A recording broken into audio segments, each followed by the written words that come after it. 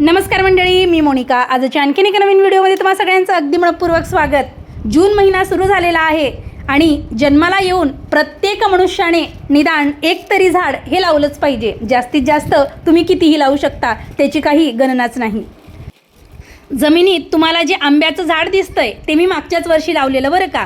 आणि हे झाड साधारणतः 3 वर्षाचं आहे. मागील 3 वर्षापासून हे झाड एका बादलीत होतं आणि मागच्या वर्षी मी हे झाड जे आहे ते जमिनीत रोवलं आणि आता या वर्षी त्याची वाढसुद्धा खूप जोमाने होते. असं म्हणतात की जमिनीत झाडं ही खूप पटापट वाढतात, कारण त्यांना पोषणद्रव्य आणि पसरण्यासाठी म्हणजे त्यांच्या मुळा ज्या आहेत त्या जमिनीत पसरण्यासाठी जागासुद्धा त्यांना खूप मिळते. ही जमीनसुद्धा जी आमच्या घरची आहे तर तिथं आधी कॉन्क्रिटीकरण केलेलं होतं आणि त्याला खोदून खोदून अगदी हात दुखायला लागलेत. पण झाड लावायचा निर्धार असल्यामुळे हातांचं दुखणं हे आपण विसरून जातो आणि एक वेगळा अनुभव तो आपल्याला मिळत असतो. आता ह्या वर्षीसुद्धा मला अजून 2 झाडं इथं जमिनीत रोवायची आहेत आणि त्यासाठीच हे खड्डेसुद्धा मी करून ठेवलेले आहेत. आंब्याच्या शेजारी मोगऱ्याचा वेलसुद्धा खूप छान बहरू लागलेला आहे, तुम्हाला व्हिडिओमध्ये दिसतच असेल. ही मोगऱ्याची दांडीसुद्धा मी मागच्याच वर्षी जेव्हा आंबा लावला त्याच्या अगदी 2 ते 3 आठवड्यांनंतर लावली आणि तीसुद्धा छान रुजून आली. फक्त दांडी मी एक घेऊन आलेली आणि जमिनीत ती आंब्याजवळ रोवून दिली. म्हटलं बघूयात उतरते की नाही, पण ती छान उगून आली आणि आता तिला फुलंसुद्धा यायला लागलीत बरं का.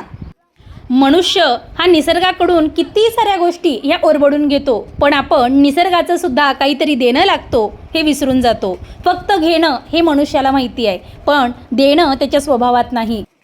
अगदी डोळ्यासमोरची गोष्ट सांगायची झाली, गल्लीतली, गावातली किंवा सोसायट्यांमधली, तर प्रत्येकजण आपल्या गाड्या लावण्यासाठी झाडाची सावली शोधतो. अगदी लांबपर्यंत घर असेल तरी त्या झाडाच्या सावलीत गाडी लावायला ते तयार असतात. आणि ज्यावेळेस झाडांची राखण करण्याची वेळ येते तेव्हा झाडं कापायच्या बाजूने ते असतात आणि झाडं लावायला तर कोणी तयारच होत नाही.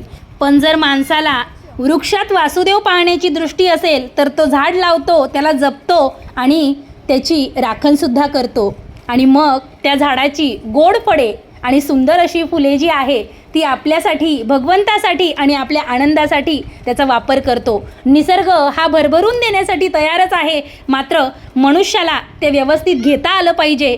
आता काही जण म्हणतील की आमच्याकडे तुमच्यासारखी जमीन नाही, जागा नाही, झाडं कुठं लावायची, तर तुम्ही कुंड्यांमध्ये लावू शकता, एखाद्या फुटलेल्या बादलीत लावू शकता. मी सुद्धा गेली 15 वर्ष भाड्याने राहते आणि आता आम्ही गावी शिफ्ट झालो आहे, त्यामुळे या आंब्याच्या झाडाला बादलीतून त्याचं स्वतंत्र असं हक्काचं ठिकाण मिळालं. भगवंत प्रत्येकाची सोय ही करून ठेवतो.